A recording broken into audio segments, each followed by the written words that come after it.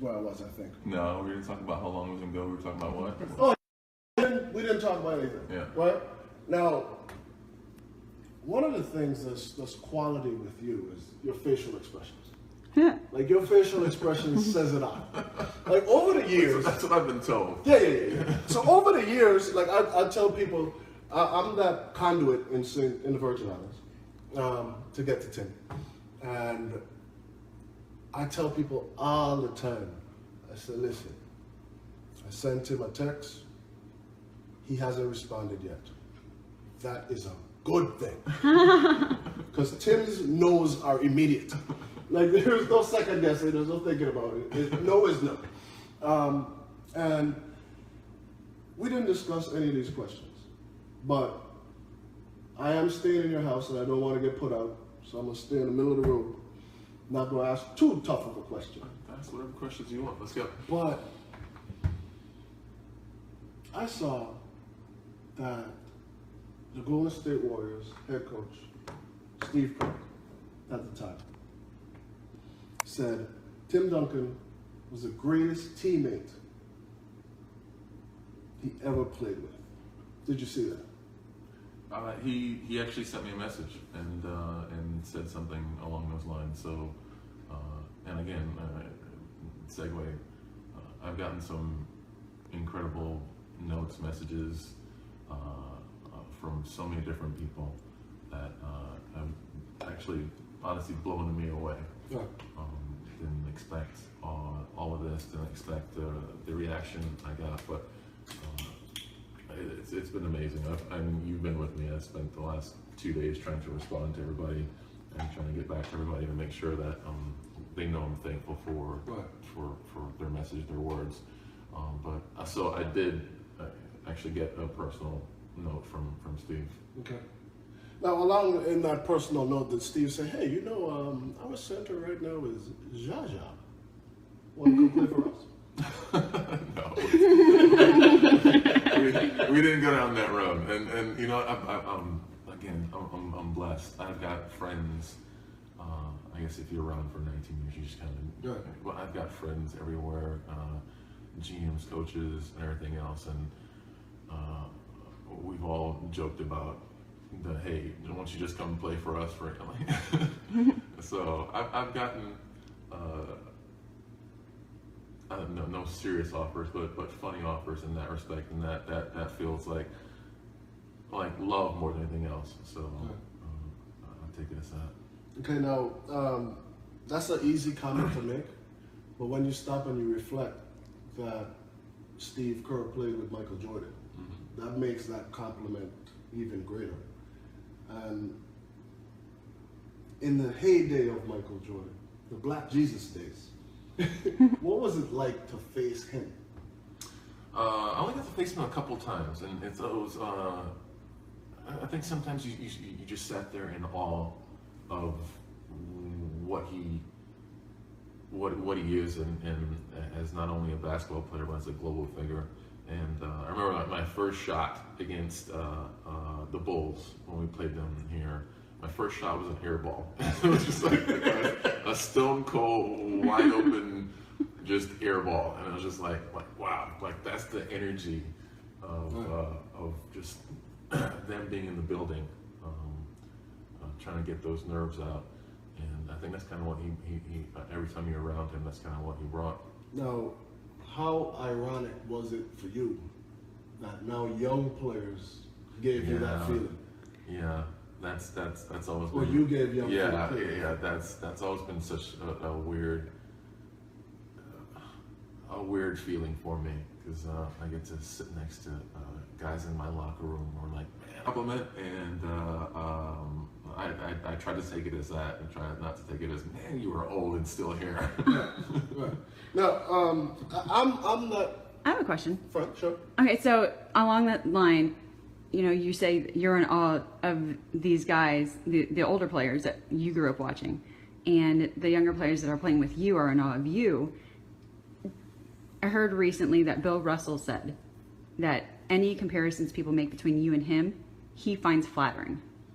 That's crazy when you think about it. Love Bill Russell. Yeah, well, he's lovable. Yeah, But like, he's flattered by that. Like, go back and high five 10-year-old, 14-year-old you and be like, holy smoke. Yeah, that's an amazing compliment. I've not heard that, but that's an amazing compliment from a guy I had an opportunity to be around on a couple different occasions, and a great and incredible person.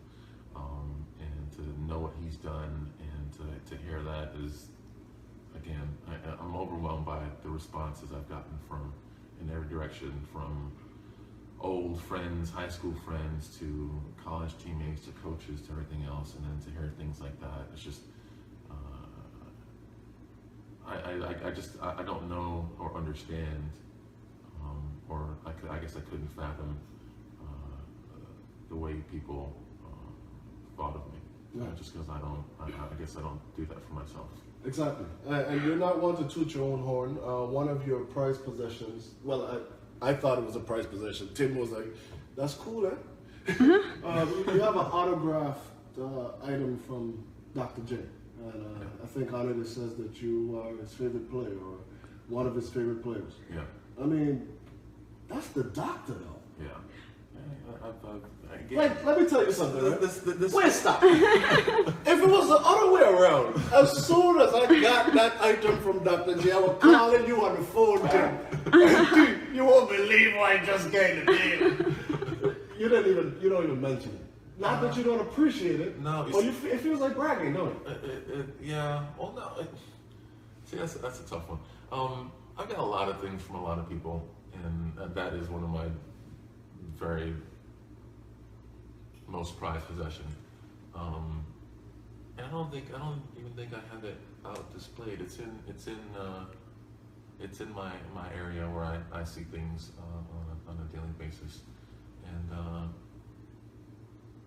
it's just never been something to brag about. It was flattering to me in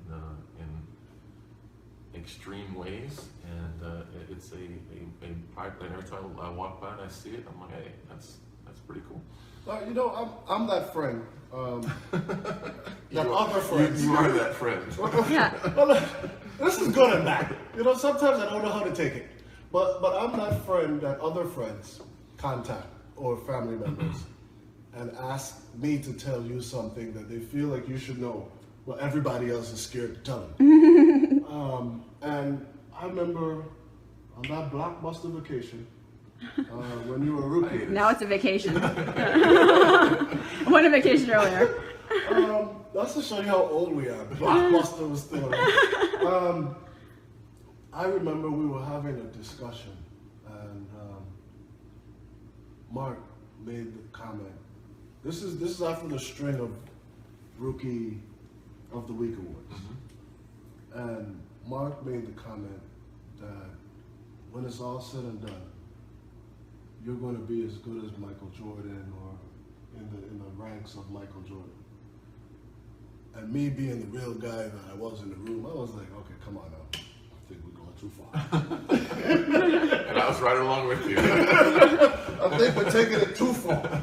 But now that the day has come, like really and truly, like you are in the same breath with the greatest players of the game. You know what?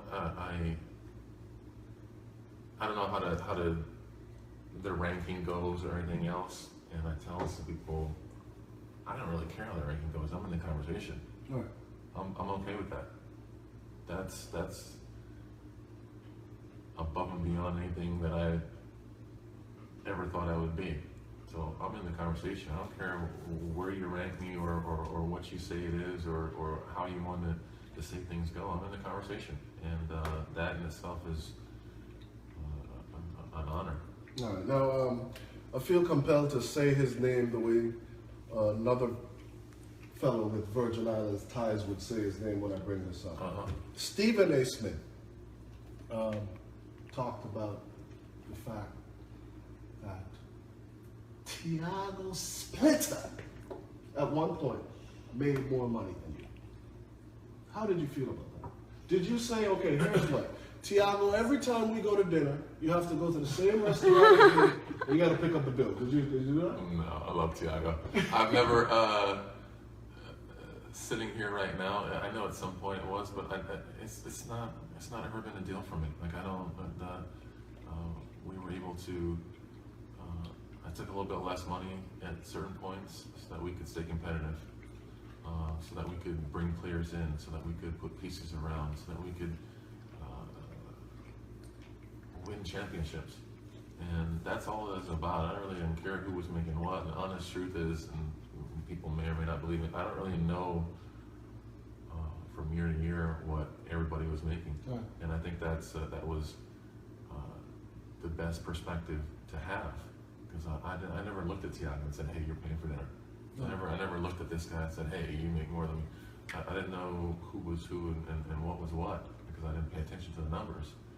And that gave me the ability to just be happy for whoever was doing whatever. And I think, like, on the low, that was your motivation, though. You just mentioned that you wanted to be in the conversation. And I don't think people realize they see this humble nature that you possess. And I don't think they realize how important it was to you, not for the praise, but to be included in the conversation among the greats. And the sacrifices that you made as an individual to accomplish that. I mean, you have the greatest win percentage of any athlete in any sport over the course of your career. You won 61% of your games or something. Look at you doing research. Listen. Oh! Look, see, if we had had this interview like 10 years ago, like, I could have been Ahmad Rashad or Michael Jordan. Like, I could have been on national TV already. You know what I mean? So now I think we should do like a special where I like interview all the retired greats moving forward. Hey. And we bring them down to the Virgin Islands to shoot. I'm all for that. I think everybody would be all for I that. think everybody would be all for that. I know I needed like a mulligan or like a gimme. I needed something to entice this deal. So a trip to the Virgin Islands might be it. But I don't think people realize how competitive you are. You know, I tell people all the time, like, yo, Tim is a bad man. When you finished the Western Conference Finals in 2014, and you said, we're going to do what we didn't do last year. You know, normally people don't want to create that locker room material, that billboard material to put on the opposing team's locker to give them motivation. That right there was like a signature piece. But that was like you saying, you know what? We should have won last year, but definitely we win in this year. And you did that against a great competitor in his own right, LeBron James. And you went out there and you accomplished that. And from the time the Western Conference Finals was over and that interview on the sidelines, I said the Spurs are going to win this year. And it was all because of your confidence. It was all because of your demeanor. But how is it people don't see that? Like, how at no point do people realize how competitive you are being one of the greatest athletes in the world? I think I've always approached it a different way. I don't. I think competitiveness is taken in a different way by different people. So I'm not a yeller and a screamer and a jumper and a pusher. And I'm not going to do all that stuff with my teammates or opponents. But I've been competitive from day one. I got to the point where with my kids, I got to think about it. Like, I got to think about it. I got to turn it off. I got to be like, all right, okay, I got to let them win this one because I can't. It's just it's in my nature, and whether people recognize that or not, I don't know how they can't. I'm not going to go out there and try to hurt somebody or win at all means, but if it's up in the air, I'm going to try harder than you to get it done. All right. Now, okay, you introduced the children into the conversation. I think you are the greatest father that I've ever witnessed. I had a great father. But I'm going to just give some tidbits to give some more insight of who Tim Duncan is that people don't realize. NBA Finals 2014. I was upstairs in my room. I guess I could call it my room. It's your room. And from downstairs early in the morning, like this is a championship game tonight. And early in the morning, I hear, Sheedy, what you want for breakfast? So I look down and you were in the kitchen making breakfast. And I'm thinking to myself, this has got to be the weirdest thing of any professional athlete preparing for a major game tonight. And he was like, no, I got to make breakfast for the kids. I never wanted kids. This is a true story. I never wanted kids until I saw you interact with your children. And the father that you are, I see that you're passing on the sense of humor. The kids weren't here in town this weekend. They called you at 1 o'clock in the morning. You pick up the phone for FaceTime, turn the screen around, and you said, hey, say hi to Rashidi. And the first comment the little comedian had, hey, Rashidi, you learned to swim yet? We gotta post that picture though. We gotta use it in context. Yeah, they've got a sense of humor on them. They do, and it's been such a blessing just to watch them grow but they, as you said, they know and they don't know what I do or what it takes. But they know I'm dad and I gotta be dad. So you gotta be dad when it's time to be dad. So I gotta interject something. They're probably the only people in San Antonio who are happy that you're retired. Is that true? It's mixed. It's mixed. I've been really fortunate the last couple of years. They both kind of started growing to really like watching the games and know what's going on. I give a lot of credit to Vanessa because she sits there and tells them what's going on and yells at the officials and all the other stuff. The good and the bad. So I encourage the officials. Take the good with the bad. So they've really kind of gotten into it, and I think Sydney probably more than Dre thus far. I know Dre's love for the game is coming. I'm not pushing it, but I know it's coming. So they were. I don't know that they were happy or sad. I think they're okay with the fact that I'm going to be around more, and they don't have to, compete with the schedule or anything else. So I think they're happy about it, but they're sad that they won't be able to go to the games and see me play and that kind of stuff. So it's mixed. But even in your schedule, I mean, you were the kind of father who actually literally goes to school and have lunch with your kids. Well, on top of that, like especially during the season, he gets up at 6 a.m. and helps them get ready, helps make sure everybody eats, make sure everybody's happy, drives them to school, and there are a lot of hands on deck. He can certainly find someone to do that. All of those things. Drives them to school because that's an extra hour that he has with them. Huh? What's that? So we need to get Vanessa on mic. But it's no. And then from there you go to practice. And then from there, or you take a nap on the massage table and then go to practice. And then after practice, come home, maybe grab a nap if there's a game, maybe go to blackjack, and then pick them up, help with homework. We have dinner together and then hang out, have fun, and put them to bed and do it all over again. Like the way the schedule for the last couple of years has been a little bit of a grind, but again, you're asked to do what you're asked to do. Is that because of what you saw your father did as a provider? Yeah, it's just it's my desire to be there for them and to spend as much time as I can with them. So I can pawn it off on somebody else, but I love my time with my kids. So I try to do as much as I can with them. Okay. Now I get to get more time with them. So it all works out. Okay, so now tell me about your love for the city of San Antonio.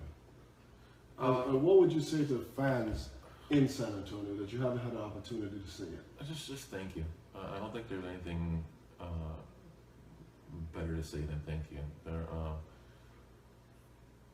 Over the years, we've been blessed. We've been great about winning games and everything else, and we've lost some big ones, and obviously lost a couple chances at championships. But the fans here have just been so awesome in their support and their love for the team.